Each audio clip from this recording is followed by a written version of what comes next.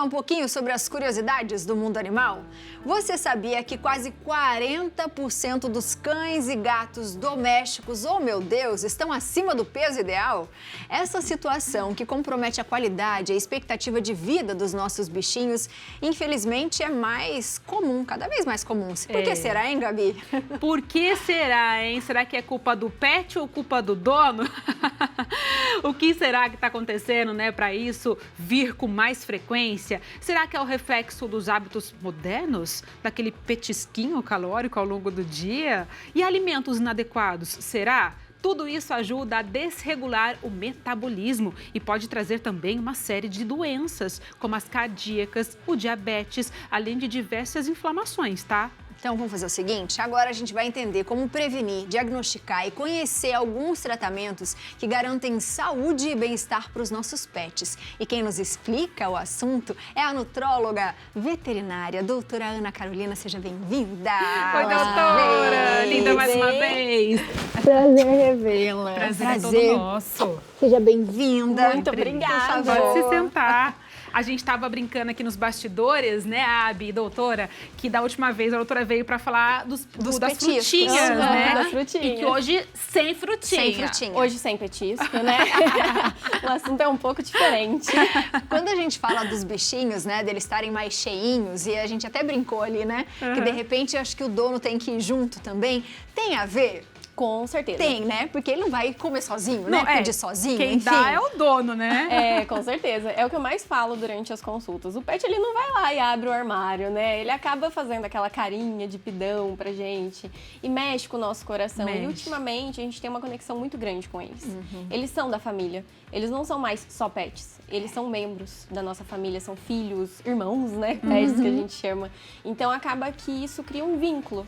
Então acaba sendo mais desafiador para a gente conseguir fazer esse tratamento, exatamente por isso que até vocês citaram, né? A gente tem costume, tá comendo, tomando um café, eu vou pegar um pedacinho de pão e dar para ele, vou pegar um pedacinho disso aqui e dar para ele. Então realmente é um desafio duplo, né? Porque daí você tem que mudar a cabeça do responsável e também do pet. E como que a gente sabe que o animal tá obeso? Porque tem raças que eles são mais gordinhos mesmo, verdade. tem outras raças que são mais peludos e daí fica difícil você ver a pancinha ali, né? É, isso é verdade. Como que a gente sabe que o animal tá obeso? Então, existem algumas estratégias que a gente precisa adotar para ver se o seu pet está obeso. Pensando em cães de raças clássicas, como Golden, aqueles normais, eles sempre têm que ter a cintura afilada de ampulheta. Tem alguns que têm realmente o aspecto mais barrilzinho, que a gente chama, né? Que seriam os pugs, por exemplo, ou algumas outras raças. O salsichinha também, Salsichinha que a minha é também, barrigudinha. mais ou menos. Mais ou menos? Mais ou menos. Agora, com relação ao Spitz, por exemplo, que é o que engana a gente, esse engana muito. Engana mesmo. Muito importante, gente. Uma dica que eu já vou dar aqui pra vocês. O que vocês vão fazer? Pets que estão dentro do score corporal adequado. Vocês vão palpar aqui a região de costela e daí vocês vão sentir essa textura aqui da sua bochecha. Sabe quando você aperta aqui e sente que tem uma ossinho. carninha, mas você sente o osso tranquilamente? Sim. Agora, se o pet tá obeso, como que você vai sentir esse meio da sua bochecha, que você tem que apertar pra sentir o seu dente, sabe? Que você tem Sei. que forçar? É um pet obeso, porque você tem que apertar mesmo pra conseguir sentir essas costelas.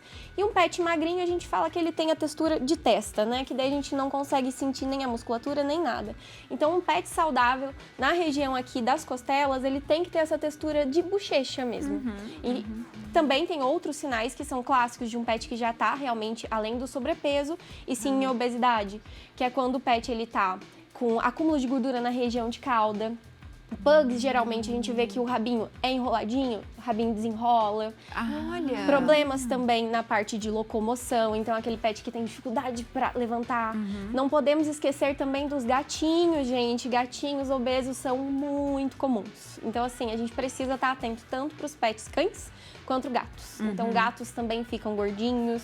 Então, aqueles gatinhos clássicos, Garfield, né, preguiçoso, que fica lá deitado, tem que também estar mais atento. É, porque às vezes eles exercitam menos, né, os gatos, Isso. dependendo de como for. Eu quero ficar aqui só dormindo, tranquilo, né? E a gente consegue ver da mesma forma. Sim, da mesma forma. Costelinha do mesmo jeito. Eles têm que ter esse perfil também mais afilado, né? Então, tórax maior do que a cinturinha, né? Eles têm, né, fisiologicamente, uma barriguinha, às vezes, mas não é uma barriguinha. Uma barrigona. Exatamente. Então, tem que ficar mais atento a isso, tá? E, doutora, uma pergunta, a gente tem 2 depoimentos, mas é o seguinte, falando também da Lua, da minha cachorra, né? Ela tá com câncer, tá fazendo tratamento, tá tomando cortisol. E daí, o apetite dela, você não tem noção, ela tá comendo até as paredes. Tá comendo muito, tá muito comilona. Então, é um período que, por causa da medicação, ela está comendo mais. E a veterinária dela já falou, olha, ela pode ser que ela engorde um pouquinho pelo inchaço do tratamento e também por causa da medicação.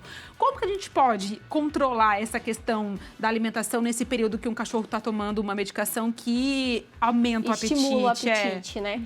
É muito importante o assunto que você falou, porque pensando em doenças oncológicas, pacientes obesos, eles têm tendência a estimular mais a questão do câncer.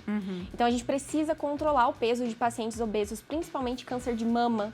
Câncer de mama, ele é muito estimulado por conta dessa parte da parte adiposa mesmo. O tecido adiposo, ele causa um estresse oxidativo crônico no corpo. Ele não é comum. Então, tem que lembrar que a obesidade é doença. Sim. Então, os pacientes oncológicos, com problema osteoarticular, qualquer paciente que tenha qualquer outra doença, precisa fazer um tratamento para a obesidade. Eu sei que a gente assimila que tá bonitinho, mas não pode. Agora, com relação a isso, às vezes tem esse apetite um pouco mais depravado, tá fazendo tratamento com corticoide, a gente fala para tentar enganar um pouco mais com as fibras, ou, por exemplo, com alimentos compostos com muita água. Melancia, chuchu, abobrinha. Então, a gente pode optar por um mix, por exemplo. Utilizar a ração que você sempre usa e fazer um mix com algumas fibras para gerar um pouco mais de saciedade nesse paciente. Fazer refeições um pouco mais periodizadas. Então, por exemplo, 4 a 6 vezes ao dia, para vocês tentar disfarçar e segurar o coração, porque eles vão pedir mesmo. Nossa. E eles não têm limite, gente. O cachorro, o gatinho, se você deixar à vontade, ele vai comer a hora que ele quer. Então, a gente precisa ter esse costume, principalmente felinos.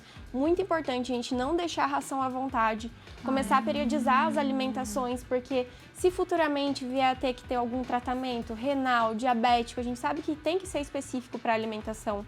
Então, precisa ser em horários específicos, então tem que adaptar também esse gatinho. E é interessante porque ela falou que tá tomando corticoide que incha, né? Incha. Então, se a gente usar bastante alimento assim, é bom para desinchar mesmo, né? Porque melancia, suco de melancia e tal, que a gente faz pra gente, de repente vai estar usando essas frutinhas pro Gera bichinho. uma saciedade maior mesmo, né? O chuchu e a abobrinha, muita água e também tem um nível de fibra interessante pra gente trabalhar.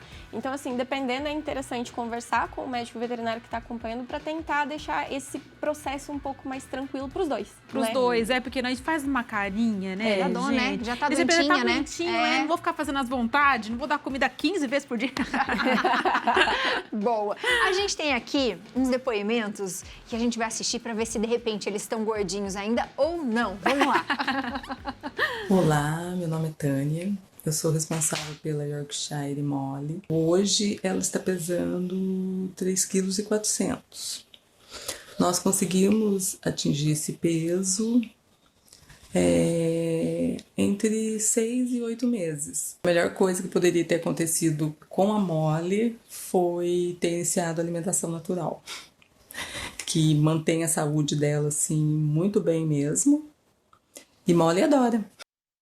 Aqui é a Vitória, sou tutora do Dimple. E eu sou Branca, tutora do Johnny. Ele estava muito gordinho, bem redondo mesmo. Tinha feito várias dietas e não tinha conseguido emagrecer. Mudar a alimentação dele, a alimentação natural. No momento, eu pensei, não vai dar certo, porque ele é muito seletivo para comer, muito. Tá dando muito certo essa. Ele, no primeiro dia que se alimentou, ele já se alimentou com bastante entusiasmo e até hoje acontece isso. Hoje ele está muito espertinho, o pelo dele ficou muito macio e as lágrimas que eram grossas sumiram. Quando chega a hora da alimentação, ele já vem, ele já corre, às vezes late. Ele se adaptou muito, muito bem. Conforme eles vão ficando mais velhos, é mais comum, é mais difícil de perder peso, né? Porque o metabolismo vai ficando mais lento. E a gente vê no resultado do Johnny que ele tá, nossa, é nítido, o quanto ele tá mais ativo, ele tava com dificuldade para andar, agora ele já anda bem, assim, tá bem mais ativo, mais alegre. Gente, que delícia, que gostosura. Lindos, né? Fiquei emocionada. É muito bonitinho, porque o que é legal que ela disse ali, né? Quando a gente fala de peso, é como a gente também, né? A gente fala assim, a gente se preocupa tanto com o estético que você esquece que quando você tá perdendo o peso, né, que tá em excesso, outras coisas melhoram. E aí ali ela falou da lágrima, falou do pelo, da disposição. Da disposição. Quando eles estão obesos, assim, além dessas dificuldades que eles têm, quando eles começam a ter uma dieta melhor, o que isso traz de benefício para o cachorro ou para o gatinho? Então, pensando numa dieta individualizada, né, a gente consegue ter um benefício para diversas partes dessa questão do cão e do gato também. Então, melhora a pelagem, melhora a questão osteoarticular, a gente pode pensar em questões antioxidantes. Pensando em pacientes obesos, é muito importante a gente pensar que existe a disbiose intestinal também. É uma palavra muito em alta hoje, tanto para a parte humana quanto veterinária. Então, o estresse oxidativo crônico gera disbiose, então esse paciente ele fica mais suscetível à doença, sobrecarrega alguns órgãos. Então, com uma dieta adequada, a gente consegue otimizar esses nutrientes, entrar de forma estratégica para conseguir tratar esse paciente especificamente. Até porque alguns relatos aí são pacientes que eles não têm uma doença só. Então, tem alteração osteoarticular, tem colapso de traqueia, cardiopatia, endocrinopatia. Então, são várias doenças que não condizem em tratamento. E daí, às vezes, a gente tem que ter uma estratégia aí para conseguir fazer o melhor possível e deixar eles com uma boa qualidade de vida, que é o que a gente quer. A gente quer eles felizes, queremos eles bem, queremos eles latindo e brincando com a gente. Com certeza. Falando em petiscos, sabe aqueles petiscos industrializados? Biscoitinho, por exemplo, né? Tem uma quantidade que você pode dar para o cachorro e que tá ok, que você não vai sobrecarregar assim, o peso dele? Existem quantidades específicas, né? Igual a gente conversou a última vez, petisco é uma coisa esporádica, então a gente nunca pode pensar em excesso. Na própria embalagem já vem a quantidade indicada diariamente. Petisco não é diário, tá, gente? Se possível, a gente dá esporadicamente a cada 3 dias. Se a gente puder pensar, por exemplo, no iogurte natural, é mais interessante da gente trabalhar. Pensar naqueles low fats também. Então, tem algumas estratégias aí. Então, senta com o seu médico veterinário, fala qual que é a ração que o seu pet está comendo e pergunta para ele qual que é a quantidade necessária. E hoje em dia existem muitos sites que já indicam mesmo, eles fazem a quantidade certinha, de acordo com o que o pet vai envelhecendo, precisa de algumas manutenções. Nutrição é a base para a gente conseguir manter esse paciente bem, esse pet bem feliz. E quando ele está obeso, existem também rações específicas, né? Para ajudar nesse tratamento. Como nós humanos, fazer os exercícios, enfim, também é uma forma de ajudar com que eles emagreçam ou não? Com certeza, é essencial, né? Passeios, né? Passeios. Eu sempre falo, o passeio diário, né, já é muito legal, uma caminhada, né?